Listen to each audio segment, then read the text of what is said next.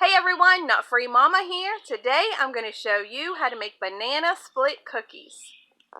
Okay, let's start off with our ingredients. First you need 2 cups of flour, 1 teaspoon of baking powder, 1 stick of butter at room temperature, a half a cup of light brown sugar, a fourth a cup of granulated sugar, a 3.4 ounce package of the banana cream pudding. You want to make sure that's the instant pudding.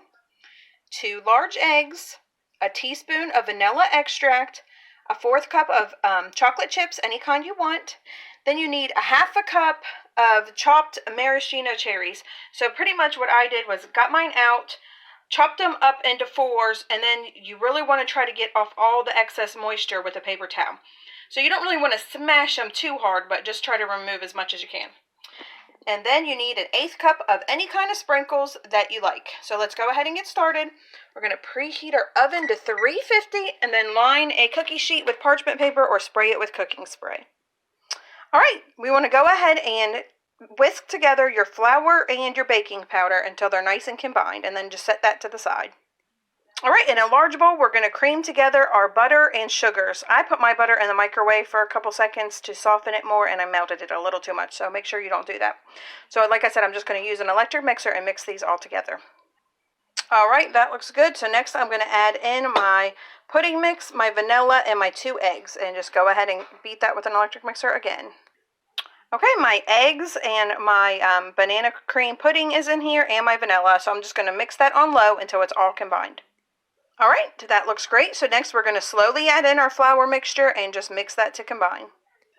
Alright, my dough looks great. I used my electric mixer as much as I could, and then I used a spatula, and then I used my hands to make sure it was really all incorporated. So next we are going to fold in our chocolate chips and our sprinkles.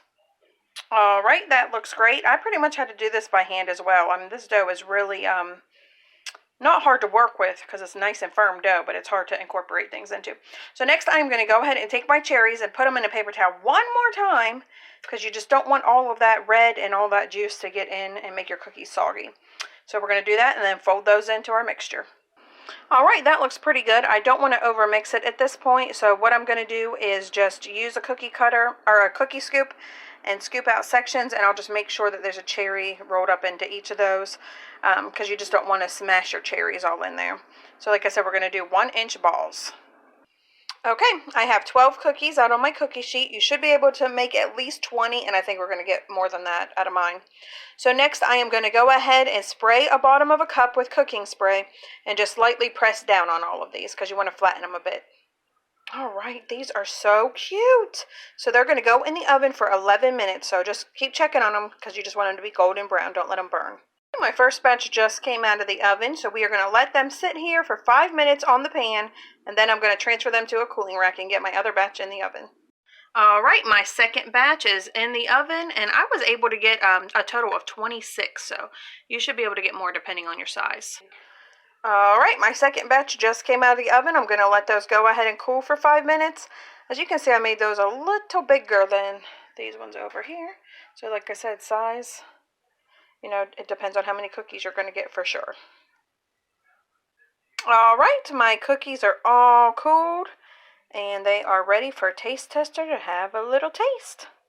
Alright, these are cooled off, and I have one for taste tester. Let's go find him. Hey, taste tester! Hi. Have a little taste. Okay. Yum. Yummy. Do you like it? Yeah. Alright, everyone, come back and see us again. Don't forget to like and subscribe. Don't forget to like and subscribe. Bye. Bye.